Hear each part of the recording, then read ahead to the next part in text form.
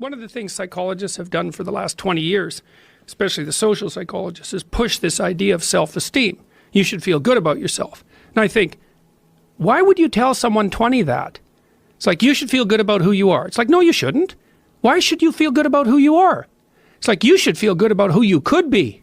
That's way better, because you got 60 years to turn into who you could wait be. a minute. I'm not saying that people shouldn't have confidence, but like often you take young people, say they're 16 to 22, and they're not really feeling that good about who they are. Right. Because their life is chaotic and in disorder, and they don't know where they're going, and they don't know which way is up. Also, there could be bad parenting, Oh, God, yes. bullying. Yeah. Oh, yes. There could be a lot of abuse going on. And I think that's one of the reasons why that resonates with people, this idea of be happy about who you are. Right. Feel good about who you are. Right. But the thing is, it has to be stated with precision. Yeah. You should treat yourself as if you're valuable, especially in potential. But you should concentrate on who you should become, especially if you're young. And so let's say you're miserable and nihilistic and chaotic and depressed and all of that now, and you have your reasons, you know, terrible parenting, abuse, all of those things. It's like, well, you should feel good about yourself. It's like, no, it's not the right message. Is that it's more like you should understand how much potential there is within you to set that straight. And then you should do everything you can to manifest that in the world, and it will set it straight. And that's better than self-esteem. It's like you're in a crooked, horrible position. Okay, fine. There's a lot of suffering and pain associated with that. Yeah, you can't just feel good about that because it's not good. But you can do something about it. You can genuinely do something about it. And I think all the evidence suggests that that's the case. Yes. So I'm telling young people, look, no matter how bad your situation is, I'm not going to pretend it's okay. It's not okay. It's tragic, tainted with malevolence. And some people really get hurt by malevolent people, like, you know, terribly hurt. Sometimes they never recover. It's really awful. But there's more to you than you think. And if you stand up and face it with a positive, with a noble vision, with discipline and intent, you can go far farther to overcoming it than you can imagine. And that's the principle upon which you should predicate your behavior. And I think that one of the things that's really nice about being a clinical psychologist is that this isn't just guesswork. Like, one of the things, we know two things in clinical psychology. One is truthful conversations redeem people.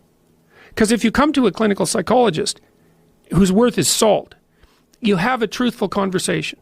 The conversation is, well, here's what's wrong with my life, and here's what caused it. You know, maybe it takes a year to have that conversation, and both of the participants are doing everything they can to lay it out properly. Here's how it might be fixed. Here's what a beneficial future might look like. And so it's a completely honest conversation if it's working well. And all that's happening in the conversation is that the two people involved are trying to make things better. That's the goal. Let's see if we can have a conversation that will make things better. Okay, so we know that works. It does make things better. And then another thing we know is that, well, let's say there's a bunch of things that you're afraid of that are in your way. So you have some vision about who you want to be. Maybe you have to, you know, you want to be successful in your career, so you have to learn to talk in front of a group.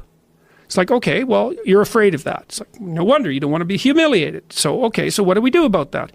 Well, maybe we first get you to speak in front of one person, and then 3 people, you know, for 5 minutes, and then for 10 minutes. Like, graduated exposure to what you're afraid of. Voluntary graduated exposure to what you're afraid of is curative. So to tell people that if you confront the world forthrightly, if you speak the truth, and you expose yourself courageously to those things that you're afraid